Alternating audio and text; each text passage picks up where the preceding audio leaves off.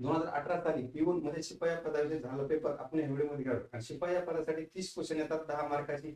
10 मार्काचा interview असतो, 10 मार्काची शारीरिक चाचणी असते. चला पहिला क्वेश्चन आपण बघणार आहोत. तर क्वेश्चन नंबर एक दिलेला आहे आपल्याला की अंत या शब्दाचा विरुद्धार्थी शब्द कोणता. अंत या शब्दाचा विरुद्धार्थी शब्द. तर अंत या शब्दाचा विरुद्धार्थी शब्द कोणता आहे. तर अंत या शब्दाचा विरुद्धार्थी शब्द आहे सुरुवात. बाकीचे 3 पर्याय दिलेले ऑप्शन मध्ये आपल्याला ते सगळे तिथे समानार्थी शब्द आहेत. शेवट तिचा समानार्थी शब्द आहे, समाप्ती समानार्थी शब्द आहे आणि पूर्णविराम हा अंत या शब्दाचा समानार्थी शब्द आहे.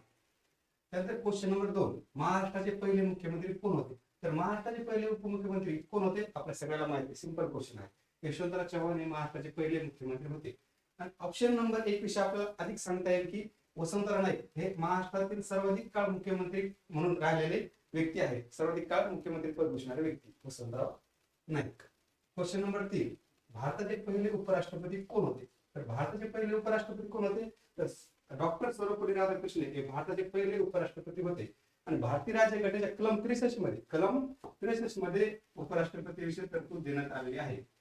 आणि सध्याचे उपराष्ट्रपती कोण आहे, आता निवड झाली त्यामुळे हा क्वेश्चन येऊ शकतो की सध्याचे उपराष्ट्रपती कोण आहे. तर सध्याचे उपराष्ट्रपती आहेत सी राधाकृष्णन हे सध्याचे उपराष्ट्रपती आहे. आणि ऑप्शन नंबर 1 विषय आपल्याला अधिक सांगता येईल की डॉक्टर राजेंद्र प्रसाद. तर डॉक्टर राजेंद्र प्रसाद कोण होते. तर भारताचे पहिले राष्ट्रपती होते आणि त्यांनी सर्वाधिक काळ राष्ट्रपती हे पद भूषवले आहे, सर्वाधिक काळ. तर राष्ट्रपती हे कलम भारतीय राज्यघटनेच्या कलम 52 पासून ते कलम 61 पर्यंत राष्ट्रपती विषयी तरतूद देण्यात आलेला आहे. प्रश्न क्रमांक 4 आपल्याला दिलेला आहे महाराष्ट्राचे सध्याचे राज्यपाल. महाराष्ट्राचे सध्याचे राज्यपाल म्हणजे त्या काळी 2018 साली प्रश्न विचारला होता. त्याचं उत्तर होतं भगतसिंग कोश्यारी. त्याचं उत्तर आहे काय, भगतसिंग कोश्यारी. आणि सध्याचे राज्यपाल कोण आहेत. तर आचार्य देवव्रत हे सध्याचे राज्यपाल आहेत. आणि आचार्य देवव्रत विषयी आपल्याला अधिक सांगण्यात येईल की आचार्य देवव्रत त्यांनी संस्कृत मधून शपथ घेतलेली. त्यांनी पहिली व्यक्ती आहे ती महाराष्ट्रामध्ये संस्कृत मधून राज्यपालाची शपथ घेतलेली आहे. आणि भारतीय राज्यघटनेच्या कलम 153 मध्ये तरतूद देण्यात आलेली आहे. 152 पासून दिलेले 152, 153, 154 राज्यपालांची तरतूद देण्यात आलेले आहे. महाराष्ट्राचे भारतीय राज्यघटनेमध्ये 152 मध्ये प्रत्येक राज्यासाठी एक राज्यपालाची तरतूद देण्यात आली आहे. महाराष्ट्र दिन कधी साजरा केला जातो. महाराष्ट्र दिन हा आपण 1 मे या दिवशी साजरा करतो. आणि 1 मे हा दिवस आपण कामगार दिन म्हणून सुद्धा साजरा करतो. आणि 26 जानेवारी हा दिवस आपण प्रजासत्ताक दिन म्हणून साजरा करतो. आणि 15 ऑगस्ट 1947 ला भारत स्वतंत्र झाला होता. आणि 2 ऑक्टोबरला काय आहे, महात्मा गांधीजी यांची जयंती आहे. 2 ऑक्टोबर या दिवशी महात्मा गांधींचा जन्म झाला होता. प्रश्न क्रमांक 7, महाराष्ट्रातील सर्वाधिक लांब नदी कोणती आहे. महाराष्ट्रातील सर्वाधिक लांब नदी कोणती आहे. तर गोदावरी ही महाराष्ट्रातील सर्वाधिक लांब नदी आहे. गोदावरीची लांबी किती आहे, 1465 भारतातील लांबी तिच्या. आणि 668 ही महाराष्ट्रातील लांबी आहे त्याची, गोदावरी या नदीची. आणि गोदावरी नदीचा उगम कुठे झाला, त्र्यंबकेश्वर मध्ये गोदावरी नदीचा उगम झाला. त्यानंतर क्वेश्चन नंबर 7, जायकवाडी धरण कोणत्या नदीवर आहे. तर जायकवाडी धरण कोणत्या नदीवर आहे, सगळ्यात सोपा क्वेश्चन. जायकवाडी धरण हे गोदावरी नदीवरच आहे. त्यानंतर क्वेश्चन नंबर 8 काय दिलेला आहे आपल्याला, आर्य महिला समाजाची स्थापना कोणी केली. आर्य महिला समाजाची स्थापना कोणी केली. पंडिता रमाबाई यांनी आर्य महिला समाजाची स्थापना केली. आणि ऑप्शन नंबर 1 विषयी आपल्याला अधिक सांगता येईल की सावित्रीबाई फुले यांचा जन्म कधी झाला, 3 जानेवारी दिवशी सावित्रीबाई फुले यांचा जन्म झाला. किती, 3 जानेवारी. आणि 3 जानेवारी हा दिवस आपण काय म्हणून साजरा करतो, तर बालिका दिन म्हणून आपण 3 जानेवारी हा दिवस साजरा करतो. आणि पंडिता रमाबाई अजून सांगण्यात येईल की शारदा सदन, बातमी सदन, कृपा सदन असे विविध सदन त्यांनी स्थापन केले. त्यानंतर आनंदीबाई जोशी कोण आहेत, तर पहिल्या महिला डॉक्टर ह्या आनंदीबाई जोशी. रमाबाई राणे यांनी सेवा सदन स्थापन केलं. आर्य महिला क्लब हे रमाबाई राणे यांनी स्थापन केलं. त्यानंतर क्वेश्चन नंबर 9 काय, महाराष्ट्राची सांस्कृतिक राजधानी कोणती आहे. तर महाराष्ट्राची सांस्कृतिक राजधानी कोणती आहे, तर महाराष्ट्राची सांस्कृतिक राजधानी पुणे ही महाराष्ट्राची सांस्कृतिक राजधानी आहे, पुणे. आणि मुंबई काय, मुंबई ही महाराष्ट्राची राजधानी आहे. नागपूर काय, नागपूर ही महाराष्ट्राची उपराजधानी आहे. नागपूर काय, उपराजधानी. पुढील क्वेश्चन मध्ये विचारू शकता राजधानी पण उपराजधानी होऊ शकते. तर महाराष्ट्राची उपराजधानी कोणती, नागपूर ही आहे. तर प्रश्न क्रमांक 10 काय, मराठी भाषा गौरव दिन कोणाचा जन्मदिवस साजरा करतो. मराठी भाषा गौरव दिन कोणाचा जन्मदिवस साजरा करतो. तर मराठी भाषा गौरव दिन आपण कुसुमाग्रज म्हणजेच काय, बी.वा. शिरवाडकर. आणि लेटेस्ट मध्ये त्याच्या अलीकडे त्यांच्या कवितेचं गाव त्यांच्या गावावरून दिलेलं आहे, शिरवाड हे गाव कवितेचं गाव म्हणून सध्या चर्चेत आहे.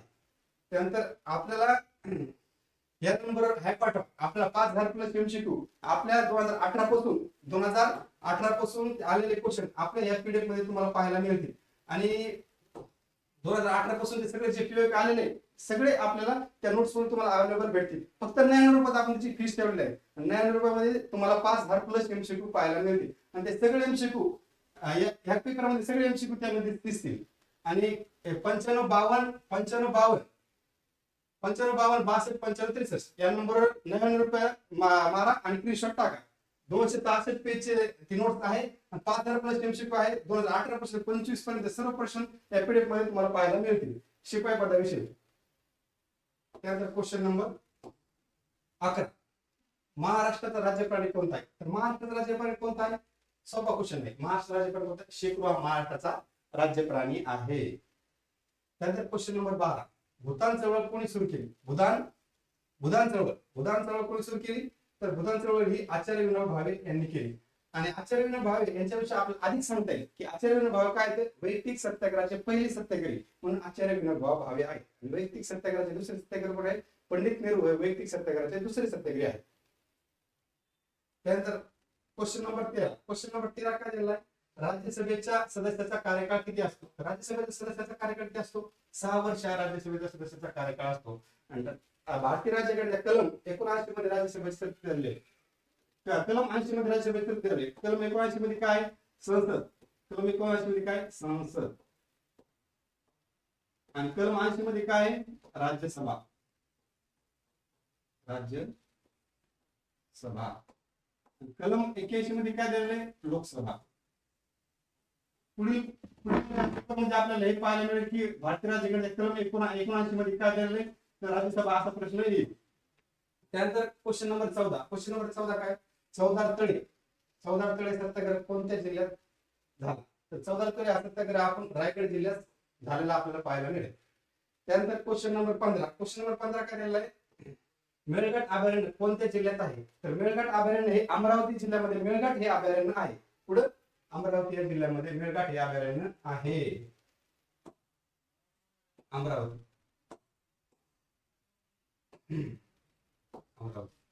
चिपको आंदोलन कसे समजते? चिपको आंदोलन कसे समजते? वन संवर्धन व वृक्ष संवर्धन या संबंधित चिपको आंदोलन हे आहे. त्यानंतर क्वेश्चन नंबर 17, क्वेश्चन नंबर 17 काय दिलेला आहे? खालीलपैकी सर्वात हलका वायू कोणता आहे? तर सर्वात हलका वायू कोणता आहे? हेलियम हा सर्वात हलका वायू आहे. आणि हेलियम हा सगळ्यात हलका वायू. हेलियम हा सगळ्यात हलका वायू आहे. हेलियम हा सगळ्यात हलका वायू. आणि त्याचा ॲटॉमिक नंबर किती? 2 हा हेलियमचा ॲटॉमिक नंबर आहे. हायड्रोजनचा काय? ॲटॉमिक नंबर 1 आहे. Atomic number 1. ॲटॉमिक नंबर काय? हायड्रोजनचा 1 आहे. आणि हेलियम याचं उत्तर आहे सर्वात हलका वायू. त्याचा ॲटॉमिक नंबर किती? 2 हा त्याचा ॲटॉमिक नंबर आहे. त्यानंतर क्वेश्चन नंबर 18, क्वेश्चन नंबर 18 काय? मुंबई उच्च न्यायालयाची स्थापना कधी झाली? तर मुंबई उच्च न्यायालयाची स्थापना हा क्वेश्चन आपल्याला रिपीट होऊ शकतो. मुंबई उच्च न्यायालयाची स्थापना कधी झाली? तर 1862 ला मुंबई उच्च न्यायालयाची स्थापना झाली. कधी? 1862 ला मुंबई उच्च न्यायालयाची स्थापना झाली. ठीक आहे. क्वेश्चन नंबर 19, क्वेश्चन नंबर 19 काय? भारतीय रिझर्व्ह बँकेचे मुख्यालय कुठे आहे? आरबीआय म्हणजेच आरबीआय, भारतीय रिझर्व्ह बँक. आरबीआयचे मुख्यालय कुठे आहे? तर आरबीआयचे मुख्यालय सध्या मुंबईमध्ये आहे. आणि आधी मुख्यालय कुठे होतं?